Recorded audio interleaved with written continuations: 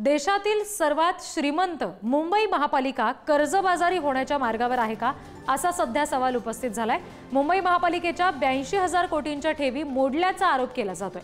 मुंबईमध्ये 2,32,000 कोटींच्या विकास कामांचा भार पालिकेवर पडतोय। महापालिकेच्या आर्थिक स्थितीपेक्षा अधिकच्या प्रकल्पांचा भार कशाला, असा सवाल विरोधक विचारतात।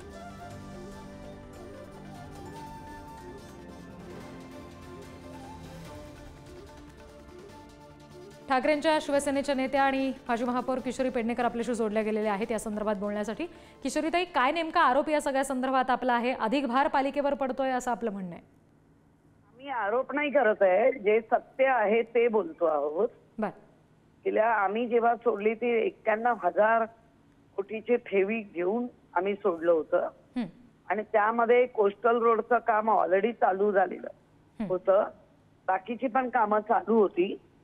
परंतु नुसत्या रंगरंगोटी आणि लाईट मध्ये जर आमच्या ठेवी काढल्या गेल्या आणि रस्ते धुण्यामध्ये पैसे घातले गेले, त्याचा परिणाम आज जरी आमचा 14 पॉइंट मी बजेट दाखवलेलं असलं तरी मुळात ते असलेलं बजेट तोट्यातलं बजेट आहे आणि ते तोट्यातलं बजेट सावरण्यासाठी मुंबईकरांवर आता कचऱ्याच्या माध्यमातून पण पैसा गोळा केला जाणार।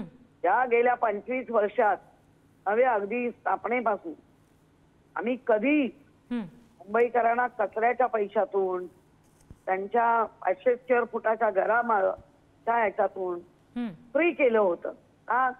मुंबईकर हे करदाते आहेत आणि त्यांच्या करांमधनं त्यांना काहीतरी दिलं पाहिजे या उद्देशाने सगळं केलं होतं। आज हा तोट्यातला बजेट आहे आणि ते एवढं भरून काढायला पुढील 10 वर्ष जातील।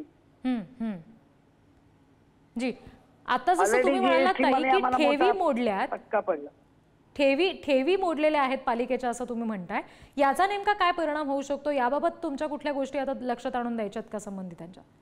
ठेवी हा कायम आपण आपत्कालीन परिस्थितीला किंवा आपले मोठे मोठ्या प्रोजेक्टला, जी आयुक्तांनी सांगितलं ना की आता कुठलेही प्रोजेक्ट करणार नाही।